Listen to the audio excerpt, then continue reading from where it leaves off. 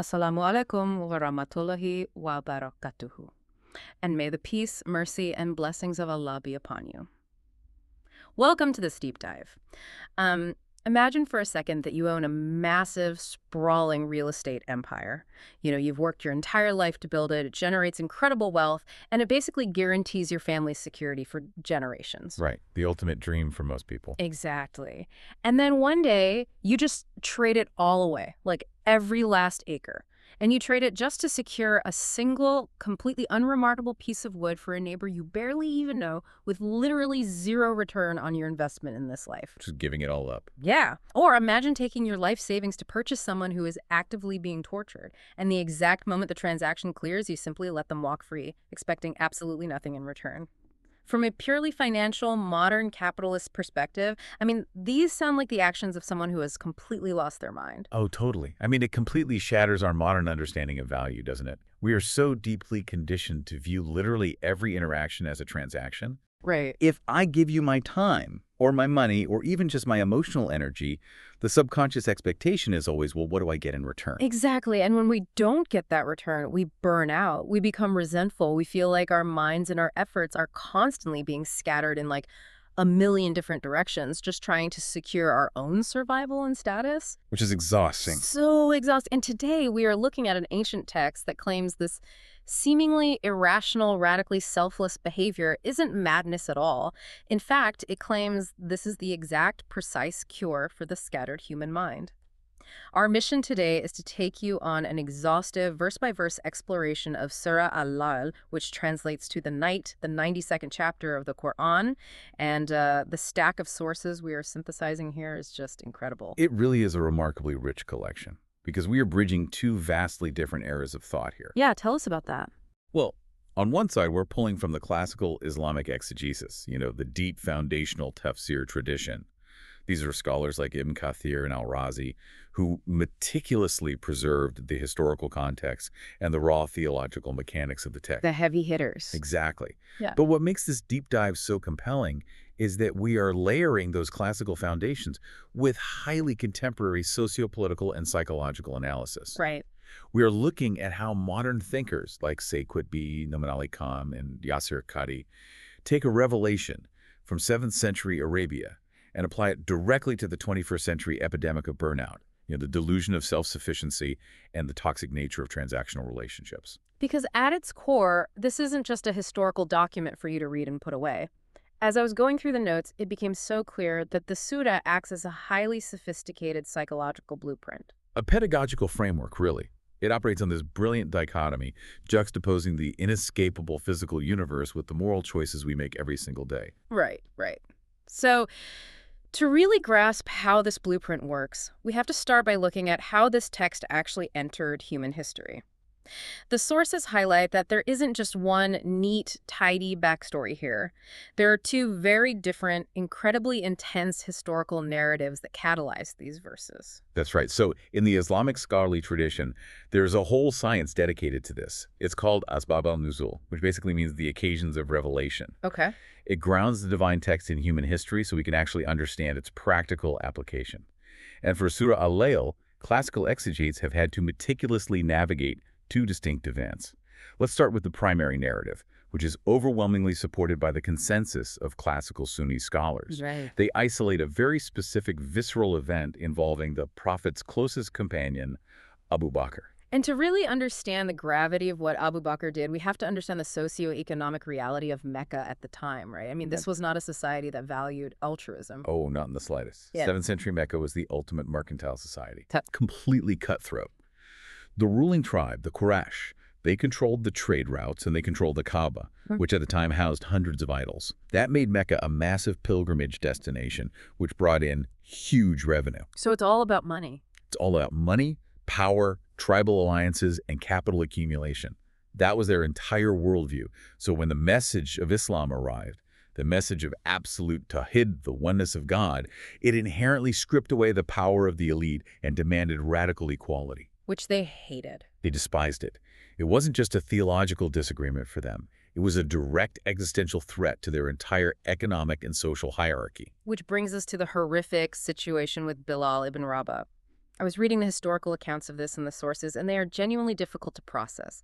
Bilal was an Abyssinian slave who had embraced this new, radically equalizing faith. Yes, and because Bilal embraced the oneness of God, his master, a highly powerful and wealthy polytheist named Umayyah ibn Khalaf, he decided to make a public example of him. The persecution of early Muslims was brutal across the board, but what Umayyah did to Bilal was psychological and physical torture designed specifically to break the human spirit. What did he do?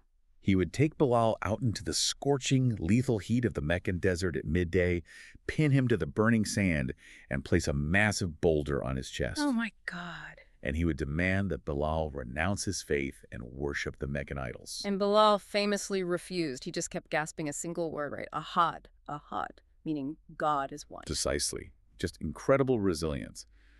Now, enter Abu Bakr. He is a wealthy merchant himself, a man of very high status in the society. He witnesses this horrific abuse. So he approaches Umayyah and initiates a transaction to buy Bilal's freedom. Okay. He pays an absolutely exorbitant amount of gold. Some historical reports even mention that he traded a strong, physically imposing pagan slave he owned just to emancipate this physically depleted, severely tortured man. Wait, I have to play devil's advocate here because from the perspective of the Quraysh, and honestly from a ruthless modern business perspective too, that is a terrible investment. It makes no financial sense. You are trading peak assets for someone who is half dead, and then you don't even keep him to work for you. You literally just let him go. And that is exactly how the Quraysh reacted, because their minds were entirely constrained by a transactional framework. Altruism literally did not compute for them. We couldn't even process it. No, they could not fathom a human being willingly taking a massive financial loss without some kind of hidden motive. So they launched a campaign of cynical mockery. The societal rumor mill just started spinning. What were they saying? They alleged that Abu Bakr's unprecedented generosity couldn't possibly be sincere.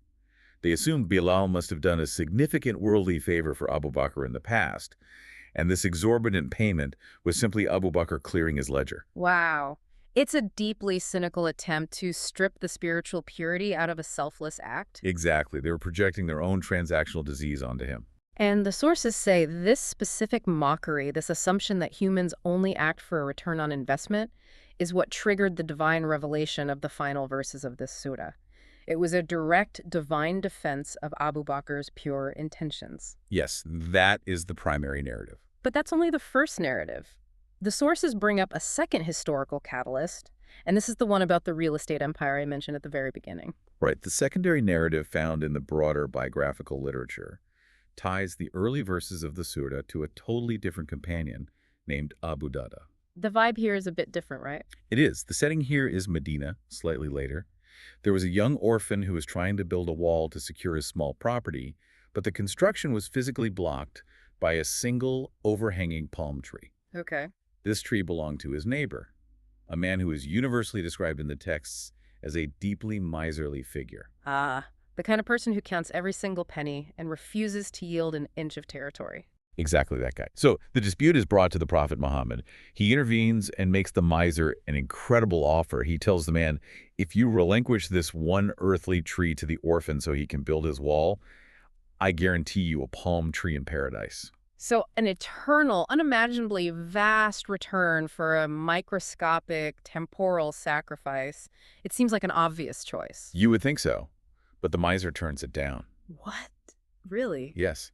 His psychological attachment to his immediate physical property was so overpowering that he actually rejected a divine guarantee. He simply could not part with his wealth.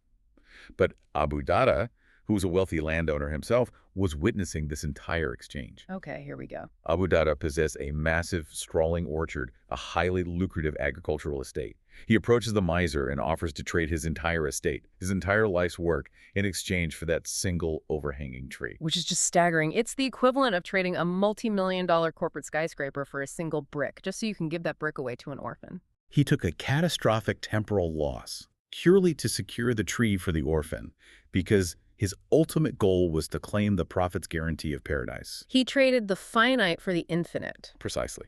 Okay, so as a listener, I'm looking at these two stories. One is about horrific torture and emancipation in the Meccan desert.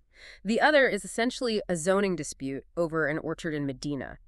How do classical scholars handle this? Do they just argue over which historical event is the quote-unquote real reason the Surah was revealed? That's a great question. They approach it with a level of sophistication that is really fascinating. Classical scholars deploy a vital hermeneutical principle, basically a rule of interpretation. You see this heavily utilized by titans of exegesis like Al-Suyuti and Al-Qurtubi. What's the rule? The principle dictates, quote, consideration is given to the generality of the wording, not the exclusivity of the specific cause. Oh, I see. So let's unpack this. It's almost like legal precedent in a Supreme Court, Yeah. right? The very specific localized case of Abu Bakr buying Bilal or Abu Dada buying the orchard that establishes the universal case law for everyone who comes after them. That is a brilliant way to frame it. The specific historical event is merely the launch pad. Mm-hmm. The divine text uses that localized 7th century incident to establish a universal eternal law of human psychology and morality. Right. Abu Bakr and Abu Dada become the universal archetypes for overcoming financial greed and investing temporal wealth for eternal dividends. Mhm. So the Surah is no longer just about them. It is about every single person listening to this deep dive right now who faces a choice between hoarding their resources or giving them away. Exactly. Before we move into the actual words of the Surah, there's one more foundational piece from the sources that totally fascinated me. It has to do with the early oral transmission of the text. Because when we think of a religious text today, we think of a rigidly printed book. But in the early days, this was an oral culture. Yes, very much an oral culture. And that brings us to the concept of textual variants, or what is known in the tradition as qira'at, variant recitations. Right. While the core text is fiercely preserved, in the very early days before it was standardized into the single written codex we have today, the Uthmanic consensus, there was some permitted flexibility in how the companions recited it orally. Like different dialects. Slight dialectical differences, yes, but more importantly, interpretive glosses that helped us explain the meaning. And verse 3 of this surah has a very famous variant involving a prominent companion named Abdullah ibn Masud. I was looking at the breakdown of this, and it shifts the entire focus of the verse. It's a profound historical detail. So the standard universally codified text, the one you will find in any printed Quran today, reads, quote, and by him who created the male and the female. Right, so it is an oath sworn by the Creator himself. Yes. However, highly authentic historical transmissions document that eminent companions like Abdullah ibn Masud recited it differently. They actually dropped the phrase referencing the Creator. They simply recited, quote, by the male and the female. So instead of swearing by God who made the genders, the oath is sworn directly by the creation itself, by the male and the female. How does the mainstream scholarly tradition handle a discrepancy like that from such a major historical figure? They address it with immense intellectual honesty. They don't hide it. They analyze it. Okay. They validate that Ibn Masud's variant is linguistically sound and historically accurate to him. However, orthodoxy maintains the canonical supremacy of the standard consensus text. The Uthmanic one. Right. They view Ibn Masud's recitation as what is called an interpretive gloss. In an oral culture, the teacher might naturally integrate a slight modification into the recitation to highlight a specific focus for their students. Ah, I get it. So in Yeah. this case, focusing intensely on the biological reality of the creation. Exactly. It's a beautiful, transparent glimpse Mhm. into the dynamic, living oral culture of the early revelation before it was permanently codified. It really shows how deeply they were analyzing and interacting with the meaning of the text in real time. So, with that rich historical theater set, the transactional economy of Mecca, the radical selflessness of the early believers, the oral transmission, let's dive right into how the surah actually begins. Let's do it. The text doesn't start by talking about money or charity at all, which is kind of surprising. It deliberately pulls our perspective all the way out to the cosmos. It opens with a series of 3 consecutive oaths. Akano. This is a highly powerful rhetorical device frequently used in these early Meccan revelations. Swearing by things. Right. When the divine swears an oath by elements of the universe, it isn't just poetic filler. It is designed to arrest the listener's psychological state. It establishes the undeniable gravity and the universal truth of the claim that is about to follow. The verses are, quote, by the night when it covers, and the day when it shines in brightness, and by him who created the male and the female. To truly appreciate this, you have to imagine experiencing the physical universe without modern technology. Oh, like no streetlights, no smartphones. Exactly. In a desert environment, the transition from night to day is absolute and inescapable. Mm-hmm.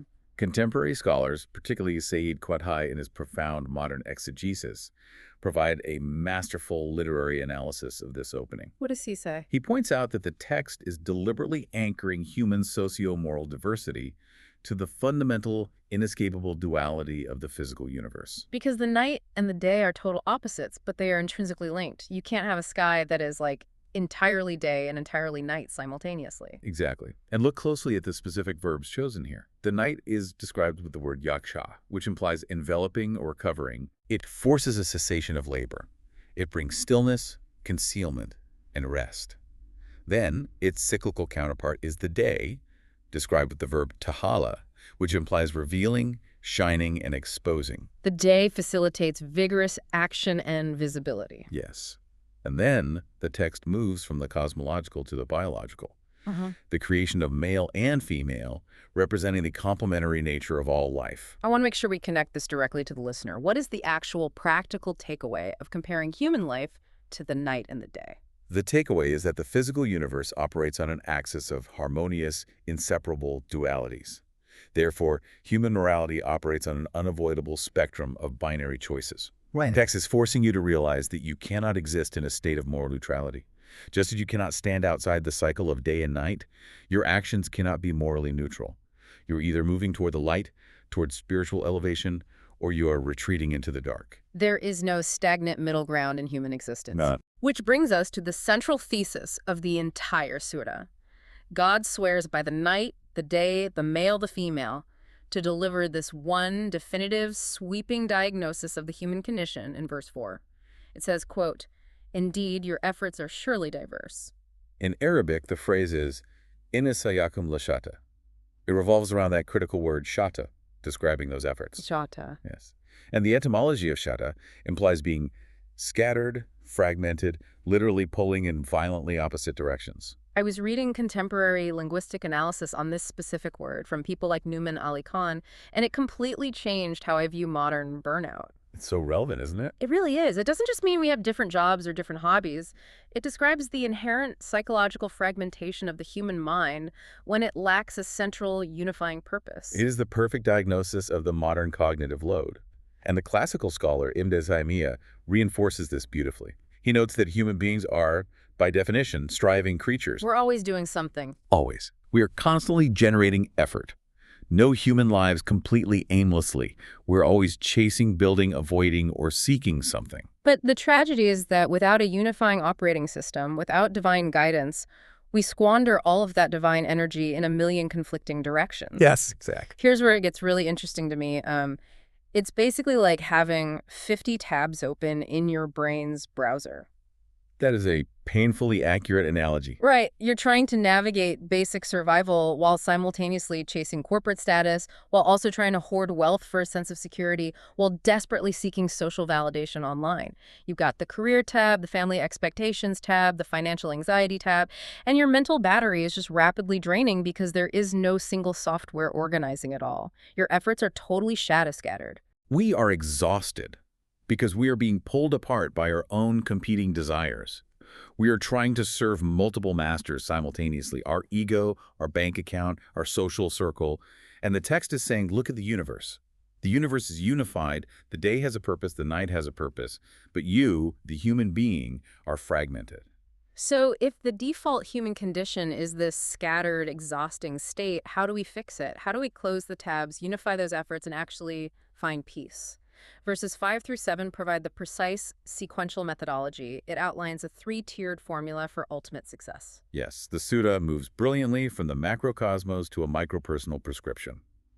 The verses outline the architecture of salvation. They say, quote, "As for him who gives and fears Allah and believes in the best, then we will ease him towards the ease." Let's break down the mechanics of those 3 steps, starting with the first, giving, or adirda in Arabic. The sources point out a really fascinating grammatical detail here regarding adira. The verb for giving is used without a specified object. It doesn't say gives money or gives food. Right, it's just open-ended. That absence of an object in Arabic grammar is deeply intentional. It signifies comprehensiveness. It means giving everything. Wow. It is a total reorientation of the soul's posture. It encompasses giving your time, your physical effort, your emotional support, your intellect, your patience, and yes, your material wealth. It is shifting your default mode of existence from inward accumulation to outward contribution. But the text immediately adds a necessary caveat, which is step 2. Itaka, maintaining ethical boundaries, or what is often translated as God consciousness or protective fear. Why is that second step required? If I'm giving my time and money to charity, isn't that automatically a good thing? Not necessarily, and this is where the classical exegetes are incredibly rigorous. A scholar like Al-Qurtubi explicitly addresses this in his commentary. What's his take? He notes that the act of giving is spiritually void if it is decoupled from divine ethics. Think about it. Drug cartels often build hospitals and schools in their local neighborhoods. Are they considered righteous? Obviously not. Right, because their giving is funded by unlawful, destructive means. Furthermore, if you were giving solely for social clout, to get your name on a building, or to secure a tax write-off, a concept known as riya, or showing off, then you have entirely negated the ethical requirement. You must give, but you must simultaneously protect yourself from violating ethical boundaries. So it's not just about the external action, it's about the internal ethical framework governing the action. And that leads to the third step. Sadaqah bil husna, testifying to or believing in the best. What exactly is the best in this context? Classical scholars offer a few interpretations. Some suggest it refers to the ultimate reward of paradise or the fundamental declaration of faith, but I think the most compelling perspective comes from Ibn Qayyim, who takes a deeply psychological approach to this verse. I was reading his notes on this, and I genuinely had to stop and reread them because his take on husna is completely counterintuitive to how we think about wealth. It is a radical take. He argues that believing in the best means possessing such complete, unwavering cognitive certainty in the Creator's promise of compensation that it entirely eradicates the human fear of poverty. Let's really think about what that means. We hold on to our money because we are terrified of not having enough in the future. We live in a constant state of financial scarcity. Always worried about the next bill, the next emergency. Yeah. But Ibn Qayyim is saying that if you truly believe in the ultimate compensation, that anxiety just evaporates. You know that whatever you push outward will be replenished in ways you cannot comprehend. Exactly. And when a person successfully integrates all three of these steps, giving comprehensively, maintaining rigorous ethical boundaries, and possessing absolute cognitive trust in the ultimate reward, the divine promise in verse 7 is activated. We will ease him towards the ease, or in Arabic, fasanoyasuruhu lil yusra. Okay, wait, hold on. I have to push back here because this is where my brain just gets stuck. Okay. If the verse explicitly says the divine will ease him towards the ease, we're wading right into the massive, age-old theological paradox of predestination versus free will, right? Yeah, Kador? If God is the one doing the easing, and God already knows my final destination, why should you or I even try? Why not just sit back on the couch and let fate take the wheel? This sounds like the ultimate predestination paradox. It is the ultimate philosophical dilemma, and this surah brings it right to the forefront. The sources reference a highly authentic historical transmission involving Ali ibn Abi Talib. What did he report? He reports that the Prophet Muhammad told his companions that every single person's final abode, whether ultimate bliss or ultimate ruin, is already definitively registered by the divine. Right. And naturally, the companions asked the exact same question any rational person would ask today.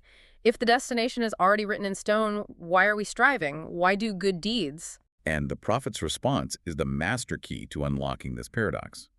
He decisively replied, quote, "Work deeds, for everyone is facilitated towards that for which he was created." And to cement this profound theological reality, he recited these exact verses from Surah Al-Layl. So help me understand the mechanics of this. How do scholars like Fakhr al-Razi, who approach the text with a highly rigorous, logical mind, explain this dynamic? How do free will and divine facilitation actually interact without canceling each other out? They explain it as a dynamic reciprocal mechanism. Okay. The Creator's ultimate transcendent knowledge of your fate does not negate your localized real-time free will. The taysir, the easing, the facilitation works like this. You, the human being, must take the first volitional step. Yeah. You have to use your free agency to initiate goodness. I have to make the choice. You must choose to give. You must choose to be ethical. The moment you make that genuine choice, the divine responds by altering your reality. Altering it how? Like magically making things appear? No, altering it physiologically, psychologically, and spiritually. It is almost like the concept of neuroplasticity in modern science. When you repeatedly choose to perform an action, your brain rewires itself to make that action easier. The friction is removed. Oh, wow. Ibn Qayyim vividly describes this spiritual neuroplasticity. When you are facilitated toward ease, obedience transitions from being a burdensome, exhausting duty into the heart's greatest delight. It becomes biologically and spiritually effortless for you to be generous. The momentum of your own good choices, backed by divine power, literally carries you forward. That is a brilliant way to understand it. The friction of parting with your money just disappears over time. But tragically, that exact same mechanism applies in reverse. What happens when human beings choose the opposite trajectory? We plunge into the psychological roots of human failure. Verses 8 through 11 dive into this absolute opposite trajectory, diagnosing the pathology of materialism. The text pivots sharply here. It says, quote, "But as for him who withholds and considers himself free from need, and denies the best, then we will ease him towards the difficulty, and his wealth will not avail him when he falls." So here we have the exact opposite archetype. Instead of giving, this person is withholding bahila. And instead of maintaining ethical boundaries, they are infected with a specific psychological disease, the delusion of autonomy. Yes, the Arabic term is istagna. This concept is arguably the most critical pivot point in Islamic psychology regarding wealth. Contemporary analysts like Yasser Qadi and Omar Suleiman emphasized that this delusion of autonomy is the primary, devastating spiritual disease of modern hypercapitalist eras. It's the illusion of self-sufficiency. Exactly. When human beings accumulate wealth, they rapidly develop a false sense of independence. They look at their bank accounts, their diversified stock portfolios, their fortified smart homes, and they imperceptibly start to believe that this financial security renders them invincible. Like they're untouchable. Right. They feel independent of divine assistance, independent of moral accountability, and ultimately independent of human interdependence. They don't think they need anyone. I want to ask a question that I think a lot of people struggle with when reading religious texts about money. Is the text actually saying that wealth or money itself is inherently evil? Because, Abu Bakr was wealthy, Abu Dawud was incredibly wealthy, so is the goal to just be destitute? Not at all. That is a very common misconception. Wealth in this tradition is a completely neutral tool. It can be used for profound systemic good. The poison is not the gold. The poison is the psychological state of believing the gold makes you a god. That distinction is crucial. A modern scholar, Numan Ali Khan, draws a direct causal correlation here. He explains that miserliness, the act of aggressively withholding your resources, is born from a subconscious idolatry. You are literally worshiping the money as the ultimate sustainer. Exactly. The miser hoards wealth because deep down, they believe money is the ultimate preserver of life. And because they worship their wealth, they must inevitably deny the afterlife, which the text calls denying the best, or kathaba bil husna. Why do they have to deny it? Because in the afterlife, material wealth has absolutely zero currency. To accept the reality of an afterlife is to accept that your earthly wealth is ultimately powerless. The ego cannot handle that realization, so it just rejects the higher moral law entirely. And what is the divine response to this arrogance? It is utterly chilling. The text says, "We will ease him towards the difficulty, L'Usra." Fakhr al-Razi's commentary points out a bitterly ironic truth here about how this punishment actually manifests. It is the ultimate irony of human existence. Think about it. Why does the miser hoard wealth? They hoard it to make their life easier, to secure their future against anxiety. But the divine response is to punish them by facilitating their path towards psychological misery. They become entirely enslaved to the very wealth they thought would free them. It is the paranoia, the endless anxiety of a market crash, the obsession with maintaining social status, the spiritual deadness of endless consumerism. You think you are building a fortress to protect yourself, but you are actually constructing your own maximum security prison cell. Exactly. And classical scholars have a specific term for this state, Kaidlan, which translates to divine abandonment. Divine abandonment, that's heavy. Ibn Taymiyyah talks about this. The divine doesn't forcefully inject misery into the person. Rather, the divine facilitation is simply withdrawn. The person is abandoned to their own base desires and their own flawed economic theories. Their sinful, withholding habits become their second nature, completely blinding them to their own impending destruction. Which brings us to the visual at the end of this section. Verse 11 concludes with a chilling visual, "And his wealth will not avail him when he falls." The Arabic word used here is tarada. And I was reading that this implies falling headlong, like plummeting off a cliff into a ditch or tumbling into a grave. It is a highly spatial, terrifying visual metaphor. At the exact precipice of mortality, that psychological bubble of invincibility, that istagna, it pops in a microsecond. You are falling into the grave, and suddenly you realize your real estate empire, your social status, your hoarded resources, they cannot catch you. They are rendered entirely obsolete. It is a severe reality check on the absolute limits of material power. So, having laid out these two starkly contrasting paths, the path of ease through pure generosity and the path of ruin through arrogant withholding, the text now violently shifts our focus. Yes, a complete thematic shift. It pulls away from human action entirely and recenters on the absolute sovereignty of the one who provided the psychological map in the first place. We enter the epistemology of warning. Verses 12 and 13 declare, quote, "Indeed upon us is the guidance, and indeed to us belong the hereafter and the first life." I was reading Al-Tabari's explanation of this, and it clarifies the nature of God's relationship with our choices in a way that just strips away all human entitlement. It really does. Al-Tabari elucidates that the Creator is not obligated to force humans into belief, nor does he benefit in any microscopic way from our obedience. True guidance is an exclusive sovereign right. Clarifying these two paths for us, providing the blueprint to cure our scattered minds, is an act of pure, unadulterated grace. Said Qutb's modern reflection on this part of the text feels incredibly relevant today. He points out that human beings constantly suffer from this immense collective hubris.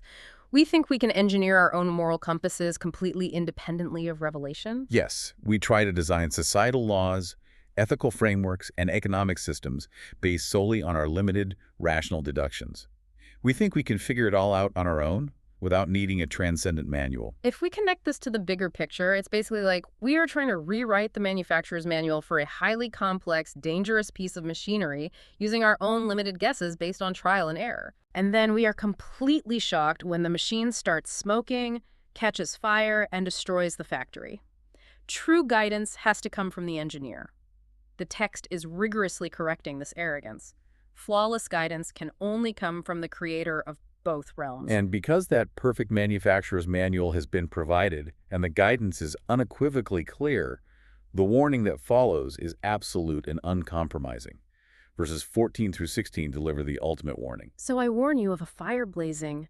None will burn in it except the most wretched who denied and turned away. The historical sources emphasize that this isn't just an abstract theological threat meant to be debated academically. The emotional weight here is deeply visceral. Ibn Rajab and Al-Tahabi emphasize that, right? Yes, the historical accounts of the Prophet Muhammad reciting these specific verses are haunting. When he would stand before the people and reach the words, "So I warn you of a fire blazing," his voice would rise remarkably. It would physically vibrate with the gravity of the message. Wow. It demonstrates that this text is an urgent, physical call to awaken comatose souls before they step off the cliff. But the text is also highly specific about who this consequence is actually for. It uses a specific term for the most wretched, al-ashqa. I want to make sure we define the theological parameters of this fire, because it's not arbitrary. No, it is highly specific. The classical exegete Ibn Kathir clarifies this by referencing a foundational hadith. The prophet stated to his companions, quote, "All of my followers will enter paradise, except whoever refuses." And naturally, the companions were completely baffled by that. Of course, they asked, who would possibly refuse paradise? And the prophet replied that whoever deliberately disobeys the divine command has actively refused it. So it's not about someone who simply didn't have access to the information or who made an honest, simple mistake.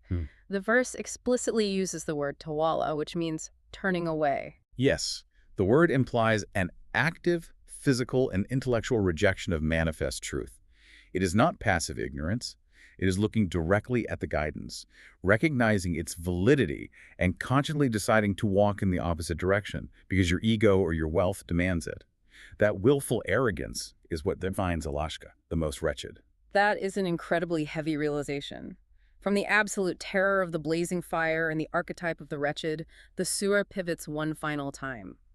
It concludes by painting a breathtaking portrait of the zenith of human spiritual achievement, the ultimate believer. Yes. Verses 17 through 21 describe the righteous one, al-Atqa.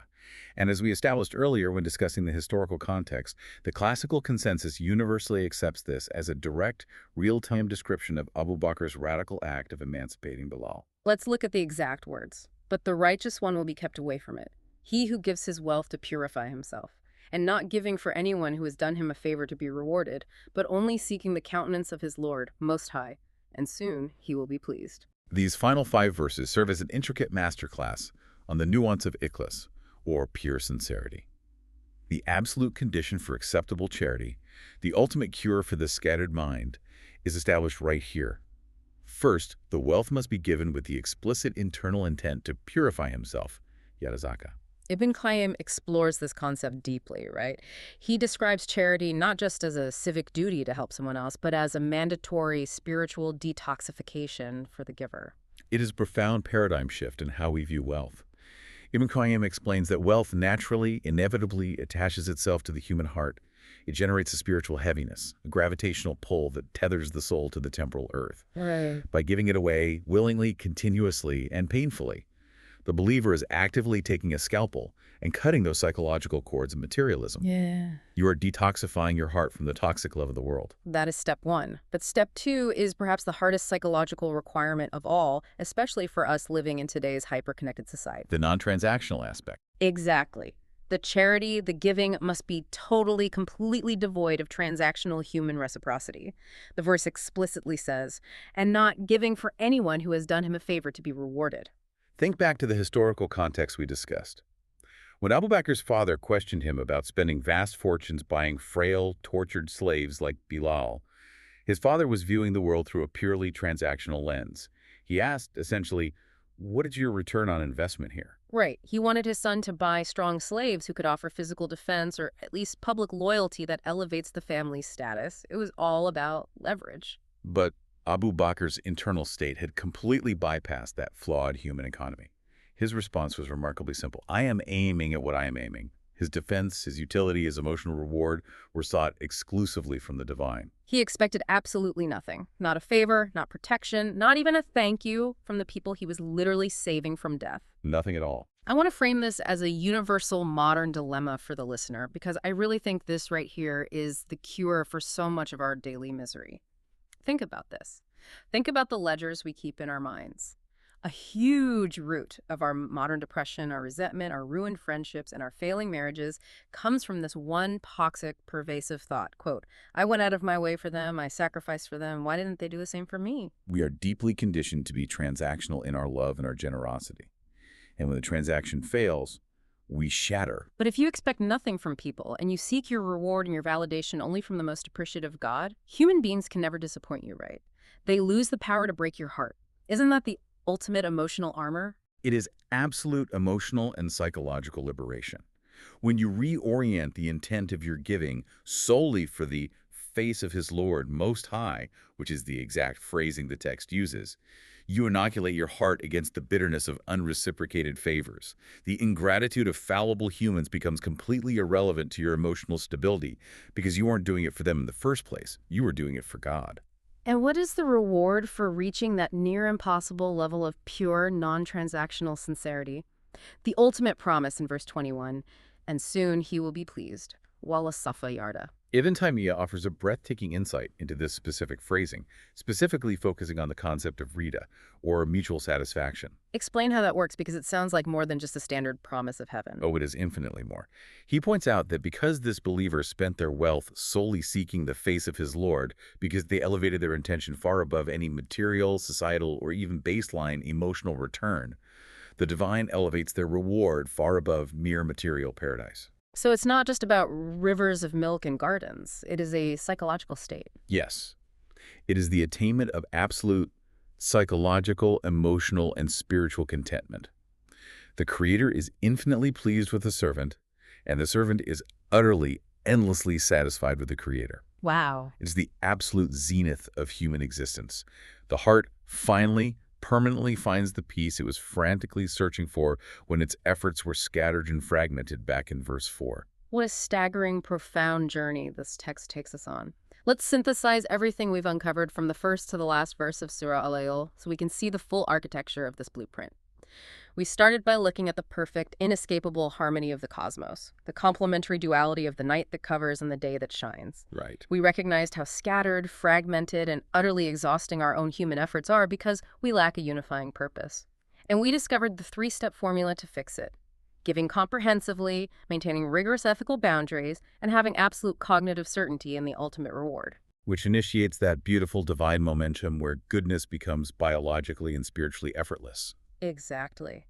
We also analyzed the terrifying alternative. We explored how hoarding wealth and operating under the arrogant delusion of self-sufficiency doesn't bring the security we crave.